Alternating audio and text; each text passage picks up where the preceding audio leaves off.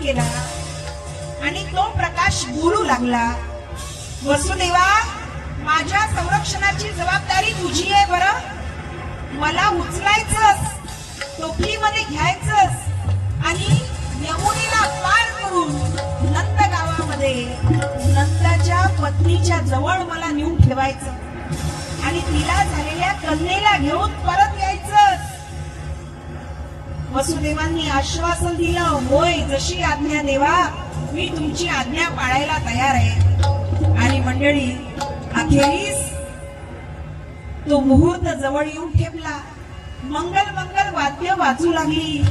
स्वर्गात देवादी देव हातात फुलं घेऊन उभी राहिली. यक्ष, किन्नर, गंधर्व सगळेजण यमुना नदीच्या किनाऱ्यावर आले. स्वर्गातले देव सुद्धा यमुना नदीच्या तटावर आले. मंगल मंगल वाद्य वाजू लागली. स्वर्गातल्या अप्सरा नृत्य गायन करू लागल्या, नाच गायन करू लागल्या. सगळे देवादी देव यमुनेच्या तटावर विराजमान झाले आणि शंखनाद झाला. मंगल मंगल वाद्यांसोबत सुमधुर कर्णमधुर असा शंखनाद झाला. देवकी मातेनं आपले डोळे घट्ट मिटून घेतले आणि काळाचे काळ, ब्रह्माचे ब्रह्म, देवादी देव, काळेश्वर प्राणाधार श्री विष्णुदेव देवकी मातेच्या उदरातून या भूतलावर प्रकट झाले.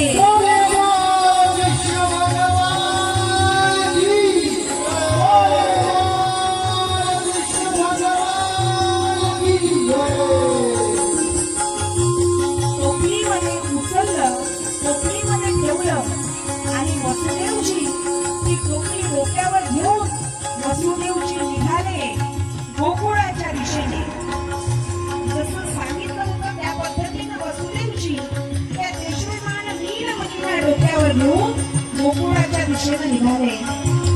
स्वागतम सुस्वागतम शरणागतम स्वागतम कृष्ण स्वागतम स्वागतम सुस्वागतम शरणागतम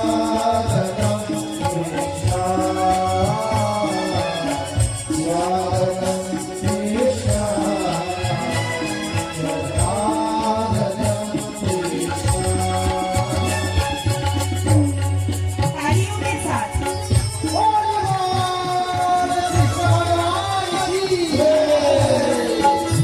प्रत्यक्ष वसुदेवजी त्या देशोमान नीलमणीला घेऊन आपल्या मंडपात येत आहेत. प्रत्यक्ष भगवान परमात्मा आपल्या मंडपामध्ये प्रवेश करत आहेत आणि म्हणून तालियों के साथ